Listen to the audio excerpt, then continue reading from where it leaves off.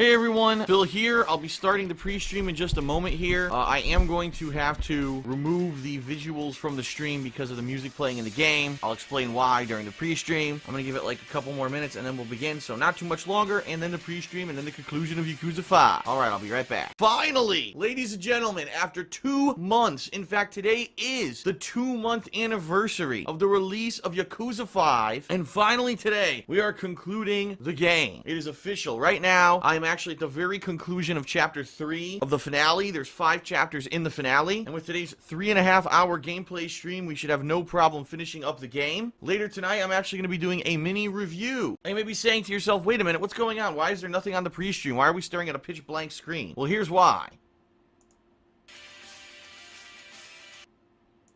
What you saw there was the pause menu for Yakuza 5. Because yesterday's stream, I did this big, long combat segment with Saejima. I stormed Millennium Tower, got to the top, and we've got an epic boss fight where it's going to be Kiryu against, I forget his name. Kiryu against the freaking guy who's one of the head of the Omi Alliance. And on the other side, it's going to be Saejima against the guy who's the head of the Usaka Enterprises. I forget his name, too. But yeah, we're going to have a double epic boss fight, okay? And it's going to be pretty cool. And then we're going to head on, you know, to the final 2 segments to finish it up. But the thing was, yesterday I played for a good, 20 to 30 minutes, my final video, got to the end of the boss fight, and I ran out of time, and incidentally, I had to end the stream because I actually had a haircut appointment, so I had to leave. I couldn't keep playing and go late yesterday because I was stuck, with this appointment. So, my PS3 has actually been paused overnight, and luckily it's, run, it hasn't crashed or anything, so we're good to go and resume right at the beginning of these 2 epic boss fights, okay? Now, later tonight, what I'm going to do is a mini review, which means it's not going to be a full-fledged Hateful Truth review. But what I'd like to do is highlight some stuff that I actually enjoyed from the game and talk about the things that I like about it and don't like about it in a very abridged format. And I'm going to put that together for you tonight, and that's going to be released on KO Gaming later tonight. That's my new YouTube channel where I put up all my edited content. It's not raw gameplay. It's going to be me,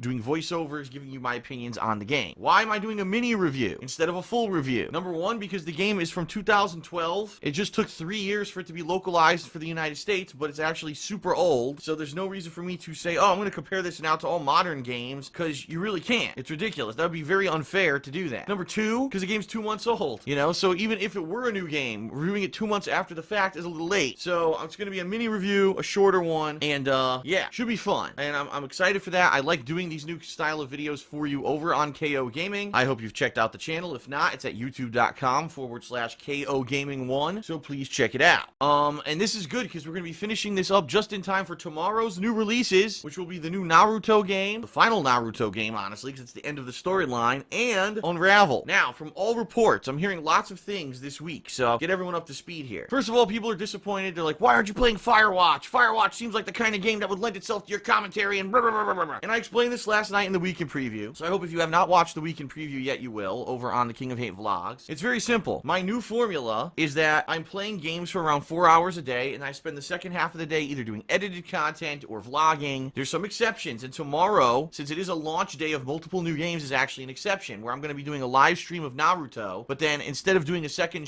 stream or a vlog or anything, tomorrow night I'm going to be doing a 2-hour session of Unravel off stream. It's going to be recorded offline and then uploaded to DSP Gaming. So there will be exceptions where I'm going to be doing double sessions of gameplay, but this week there's 3 new games, and if I'm going to adhere to my new formula this year, which was what seems people want, I cannot play 3 or more games in a week. It's just not going to happen, okay? So I'm sticking to my guns that I'm playing Naruto and I'm playing Unravel this week. Now, all the reports coming out are a few things. Number one, everyone's saying Unravel's around 5 hours long, which is fine because it's not a full-fledged retail game. It's a digital game on PlayStation Network, and I'm excited to check it out. And if it is only about, if it really is 5 hours long, that's good. That means not only will it be a shorter and more fun experience, it won't drag out, but it also means I can get on to other stuff, all right? I'm also hearing that the campaign of the Naruto game is only around 6 hours long. Some people are saying it could be up to 8 hours hours long, depending on if you struggle with it or not.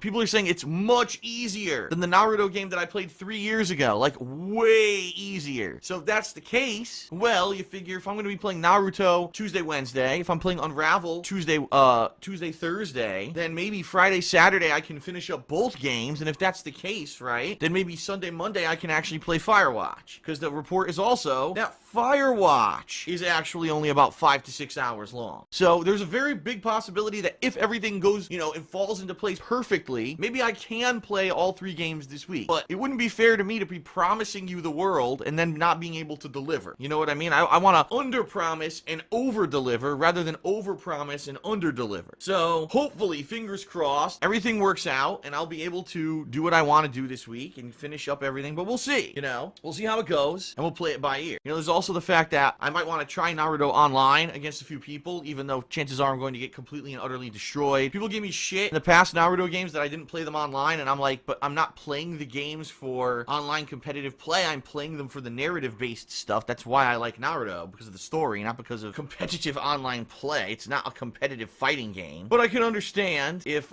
people are frustrated and say, oh, you know, it's a little frustrating that Phil isn't playing every aspect of a game that he's supposed to be covering, you know, as a new release. So I understand that. And by the way, my stream is glitching out on my laptop. That's interesting. Is everyone else's stream working? I see no one is saying in the stream chat that there's anything wrong with the stream, yet the stream is not working on my laptop. I cannot even get the website to load properly. That's interesting. Well, if it's working for everyone, I'm just going to kind of ignore the fact that my laptop isn't working. It could be that the internet connection to downstairs is wonking out or something. I don't know what's going on. I also think, the other thing is I want to review the games, all right? And it takes time, because not only do I have to get video clips together, I have to obviously get my thoughts together. I have to do the voice recording, and then I have to make sure that what I'm saying in the voice recording kind of jives with the video clips. Then I have to edit the whole damn thing. It takes a lot of time. It takes several hours to put together a game review. So again, if I'm going to do that means it's another opportunity where I'm not going to be doing gameplay. It gets tight. I'll be honest. It does. It gets tight. It gets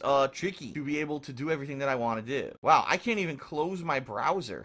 My laptop is completely conked out. What is going on here? All right, but anyway, I digress. As you know, if I'm going to be doing what I want to do this year, it's going to be tough. It's going to be tough, but I want to do it. I want to see if I can get this 3-channel approach working. See, another thing, here's another thing, right? So with all this going on, I'm going to be finishing Yakuza 5 today, right? I'm going to be doing a mini review of Yakuza 5 today. Guess what? Well, now there's news in the wrestling world. Daniel Bryan publicly announced that he's retiring from wrestling, and tonight on Monday Night Raw, he's going to elaborate on this issue, apparently. He's going to explain the situation to everyone, because everyone has questions about it, and so this is supposed to happen all tonight on Monday Night Raw. Now, Monday Night Raw doesn't air here on the West Coast until 11 p.m. my time, so I can't even, well, excuse me, 9 p.m. my, or 8 p.m. my time, which is 11 p.m. Eastern time. So by the time that I would have watched Raw, right, to even comment on this, to see what his reaction is, it's going to be like midnight here. So there's no way I could do that tonight. I want to do a reaction vlog, but I can't do it tonight. So now we're talking about, oh, I'll do it tomorrow. Oh, by the way, tomorrow I'm doing 2 sessions of gameplay. So when am I supposed to do this? So you see the conundrum that I have is that being that I'm a YouTuber that's becoming more well-versed and more diversified, I'm not just the guy who does gameplay. I'm not just the guy who does edited content. I'm not just the guy who does reactionary vlogs and that kind of stuff. I do everything. So now I'm going to find myself torn between multiple things going on in different worlds. And I'm going to have to just decide what's best for each day. What can I squeeze in each day? I get the feeling I'm going to end up working more than ever, but hopefully it'll work out. People really seem to like the new stuff that I've been doing this year, rather than just raw gameplay, raw gameplay, raw gameplay, raw gameplay. So we'll see. We shall see. But I'm curious tonight to see what's going to happen with Raw and Daniel Bryan and all of that. A swerve or what? I doubt it's a swerve, being that it seems like everyone is talking about it and everyone's, really want to know what's going on. I guess we'll find out tonight on Raw, right? But I digress. So what else is going on? Not too much. Last night, FYI, I did message all of the January patrons on patreon.com who I need information from in order to get them their perks, okay? So, if you pledged to my Patreon in the month of January, and you're waiting to either get a forum upgrade or to post up your question for Ask the King, or to do get a private Q&A video made by me, please check your inboxes on patreon.com for the information that I need from you, because I've gotten about 10 replies, I think, so that's good, because what I'd like to do is by the end of this week, I'd like to start working on that stuff, and hopefully hopefully get all the perks and everyone upgraded and get the perks in there, because I definitely want people to start nominating games for the upcoming Patron's Choice playthrough. I do want people, obviously, to start posting up their questions for Ask the King. So please check your Patreon inboxes. I'll have more information later in this week about the goals for this month, the funding goals, and it's a good one this month. The goal is going to be another one where the patrons will have an opportunity to choose. People like that. People love when there's ability to choose. So that's going to be in this month's goal as well. All right. Anything else? Not really. I'm just so busy now with everything going on that I'm kind of being torn in different directions. And, you know, we'll see how this week goes. I'm excited because this is the first week of the year with new games releases. And I really think that people have been waiting for this because they've been like, well, I love Phil's stuff, but he's playing all this downtime stuff. I'm not really interested in Yakuza or an old Grand Theft Auto or, you know, Undertale is kind of this game from last year. You know, when are the new games? Well, right now.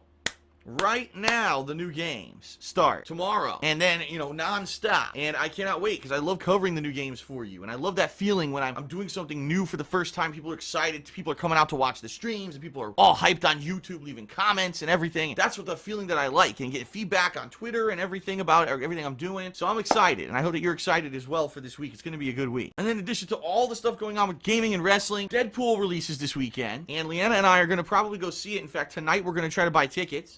We actually found out that we can only go at a time when it's playing inside one of those ridiculous RPX theater things. It's like one of those crazy theaters with a bigger screen. It's supposed to have the better audio, and they charge you like $5 more. Even though, quite honestly, is it going to be really any better than the regular movie? Probably not. It's the way for them to claim that they have some upgraded theater. It's the same shit, and you pay more money.